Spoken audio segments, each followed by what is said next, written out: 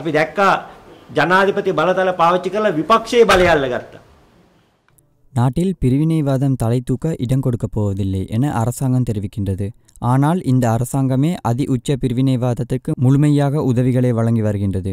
விடுதலை புலிகள் ஆயுதம் மூலமாக இந்த நாட்டில் மிகப்பெரிய பிளவினை ஏற்படுத்த முயற்சித்த வேளையில் அதை எமது இராணுவமும் எமது அரசாங்கமும் முழுமையாக அழித்து நாட்டை காப்பாற்றியது. எனினும் நாட்டை பிரிக்கும் ஆயுத போராட்டம் முடிவடைந்தாலும் அரசியல் நகர்வுகள் இன்னும் முன்னெடுக்கப்பட்டு வருகின்றன. தனி ஈழம் என்ற கொள்கையில் தமிழ் தேசிய கூட்டமைப்பு தொடர்ந்தும் செயற்பட்டு வருகின்றது. கடந்த ஜனவரி மாதம் 8ஆம் தேதியுடன் இந்த நாட்டின் பாதுகாப்புக்கு மிகப்பெரிய அச்சுறுத்தல் ஏற்பட்டுள்ளது. வடக்கில் இருந்து இராணுவம் வெளியேற்றப்பட்டுள்ளது. பாதுகாப்பு வலயத்தில் உள்ள காணிகள் விடுவிக்கப்பட்டுள்ளன. புலிகளை நியாயப்படுத்தும் வேலை திட்டம் ஆரம்பிக்கப்பட்டுள்ளதுடன் இராணுவத்தை தண்டிக்கும் நடவடிக்கைகள் முன்னெடுக்கப்படுகின்றன. அதையும் தாண்டி சம்பந்தன் எதிர்க்கட்சி தலைவராக நியமிக்கப்பட்டுள்ளார். ஆகவே இவை அனைத்தும் இன்று நாட்டுக்கு மிகப்பெரிய அச்சுறுத்தலாக அமைந்துள்ளது. தனி ஈழம் அமைவதற்கான அனைத்து அறிகுறிகளும் இதன் மூலமாக தென்படுகின்றன. அதற்கான அனைத்து வழிமுறைகளையும் ஜனாதிபதியும் பிரதமரும் ஏற்படுத்தி கொடுத்திருக்கின்றனர். மேலும் நாட்டில் ஜனநாயகம் நல்லாட்சி மலர்ந்துள்ளதாக அனைவரும் நம்புகின்றனர்.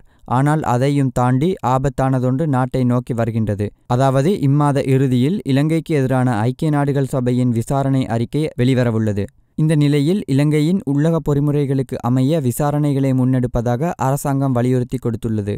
ஆனால் சர்வதேச விசாரணைகள் அறிக்கையிலும் உள்ளக விசாரணை பொறிமுறையை பலப்படுத்த கோரிய அழுத்தங்களே முன்வைக்கப்படும். அது இப்போது அனைவருக்கும் தெளிவாக தெரிந்துள்ளது. எனினும் அதனால் நாம் நன்மையடைய போவதில்லை.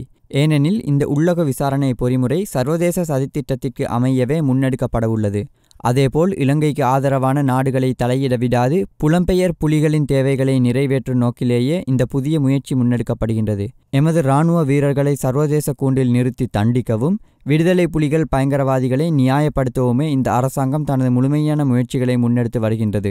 ஆகவே இந்த நாட்டை நேசிக்கும் இராணுவத்தை நேசிக்கும் சிங்கள பௌத்த மக்கள் அனைவரும் ஒன்றிணைந்து நாட்டுக்கு எதிராக சூழ்ச்சியை தடுக்க போராட வேண்டும். பிரிவினைவாதிகளின் முயற்சிகளை தோற்கடிக்க வேண்டும். மேலும் இந்த அரசாங்கத்தின் பயணம் நெடுஞ்சாலை பயணமாக அமையும் என பிரதமர் தெரிவித்துள்ளார். உண்மைதான். ஆனால் பிரதமர் ரணில் ஒன்றை மறந்துவிட்டார். நெடுஞ்சாலை பயணம் சுகமானது, ஆனால் மிகவும் குறுகிய பயணமாக அமைந்துவிடும். அதேபோல் ரணில் விக்ரமசிங்கவின் பயணமும் மிக விரைவில் முடிவடைந்துவிடும்.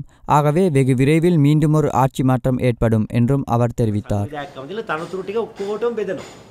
මේ ආණ්ඩුව ගැන විවේචන ඉදිරිපත් කරන්න කවුරුත් නැහැ.